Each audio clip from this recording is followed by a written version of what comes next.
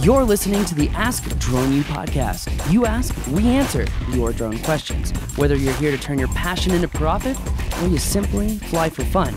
We're a community of learners and teachers who aspire to achieve greatness. We are Drone U. Good morning, good afternoon, good evening, ladies and gentlemen, wherever you are, wherever you're listening. Thanks again for joining us for another fantastic episode of Ask Drone U. My name is Paul. And my name is Rob, and we are glad to be with you today and so happy that you're with us. Hope you're having a great day and looking forward to getting a few shows done. We're definitely looking forward to getting a few shows done. I want to say a big thank you to a couple people right now. Kim Players, who is a Drone U member, she came to the fly-in. She's really been giving a lot of compassion and empathy towards other people in this community, and I just want to really say how much I appreciate you and how much I think a lot of people appreciate you, and just want to say thank you for everything that you do in the drone community. Also want to give a special shout out to John McBride and his son Riley. I know everyone here at Drone U and in the Drone U community is pulling for you guys, and we really hope for the best outcome. And I mean, come on, you're the McBrides. You can drive through anything. You can overcome anything. And just know that we have your support, and we have you in our thoughts and prayers. And just really thank you for everything that you've done. And we've got your back, guys. So hope you get better, Riley. Yeah. Well said. Yeah, sure. There's a lot of awesome people in this community, so I just want to make a point to, really tell everyone how much they rock. We could do a month of shows just doing that. I know, right? We probably won't. Yeah, probably won't. But today's show, we're actually going to be skipping a question. We've got a lot of questions, and we will be answering those in the upcoming shows this week. We just got back from filming a search and rescue class, which is really interesting because DJI put out today that new research has shown that DJI drones are actually making a big impact in search and rescue. And I think that's great, but I cannot wait for this search and rescue class to come out because it takes the viability of drones in search and rescue to a magnitude of scale greater in efficiency and in effectiveness. So I love that DJI is putting out that drones in search and rescue do help out and they do save lives, and I agree that they do. But oftentimes the how is more important than the what and the why. So we're really excited to go over that. And by the way, we're going to have Shane and PJ back on the show cool. to talk about the latest version of the software called Locate now, and we're really excited to really get it in the hands of people who are going to use it to save lives. In fact, the software was even shown on CNN a couple weeks ago. Is that right? As they helped find a plane that had been missing for a long time, and the software had scanned all the images and found the plane in near record time. That's incredible. So, yeah, it's a game changer for sure. So cool, yeah. But anyway, let's get on to today's show. Today, we just want to make sure, as we approach the end of September, many of you may realize that your airspace authorizations may be coming up or may be expiring here very soon. The FAA sent out an email to all the operators with airspace authorizations and how to extend them, but you may have missed it because the subject title was Keep Calm and Fly On. That was very cheeky, FAA. Someone has been on the chive way too much in the social media office. Anyway, so before I get into is it really necessary to extend your airspace authorization and kind of go into details about why that matters, let me just go ahead and put out there what the FAA had sent out, and then we'll get into details on, should you extend, should you use LAANC, what should you do? So if you're one of the 23,000 drone operators whose airspace authorizations expire at the end of the month on September 30th, and you did not use the Dronezone portal or the low altitude authorization and notification capability, I swear, that acronym, every time I read it, I'm just like, what were you smoking when you made this? Anyway, if you did, so let me just reiterate. Sorry, I squirrel. If you had an airspace authorization and it expires at the 30th of September and you did not use the Dronezone or LAANC to obtain your authorization, here's what you need to do. Step number 1, authorizations that were granted outside of the Dronezone portal or LAANC will not be extended beyond February 1st, 2019. Number 2, you must resubmit your authorization request via the Dronezone or LAANC. Dronezone portal tips. The FAA will no longer issue wide area or long-term authorizations if the request is made for a LAANC-enabled airport without an associated operational waiver under Part 107.205. So what they're saying is no longer are they going to give out these WAS authorizations if the airport does have LAANC. Now, if you guys are staying up to date on the LAANC system, the entire LAANC system has been rolled out now across the country. All 6 regions have been rolled out. But what a lot of the articles have missed out on is how many airports have been redacted that were originally a part of the LAANC program because of issues in the grid system's accuracy, GIS information, and overall accuracy and location in general.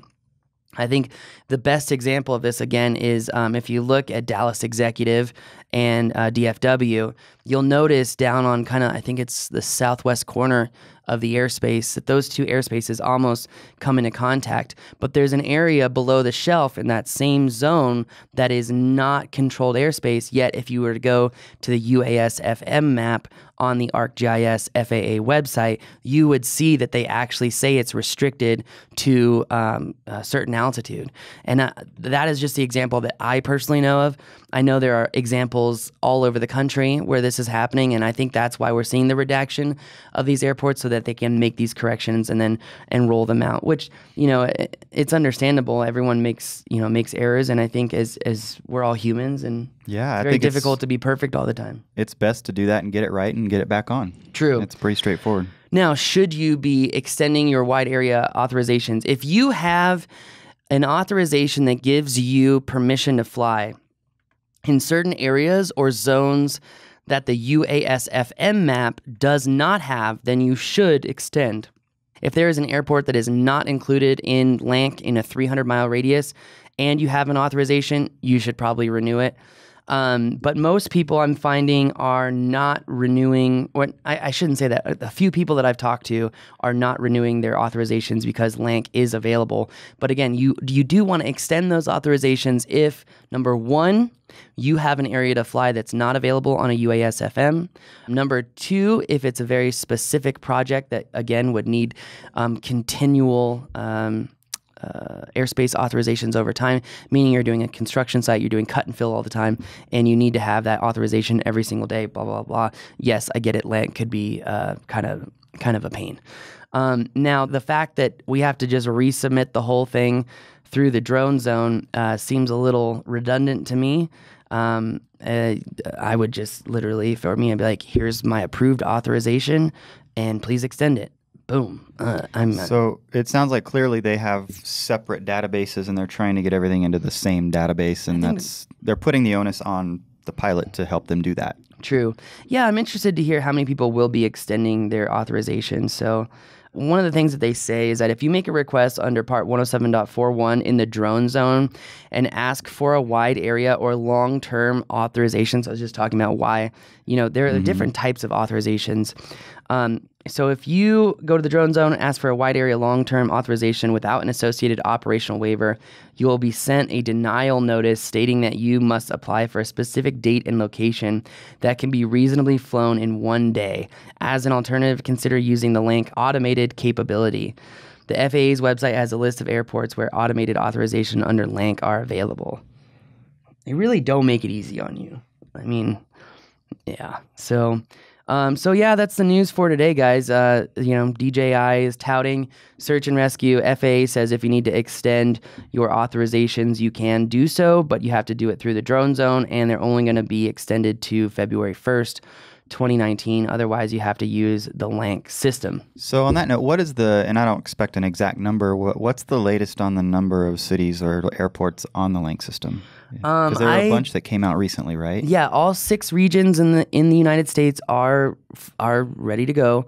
But things that I don't know about, like, for example, in fact, I want to look this up on Kitty Hawk.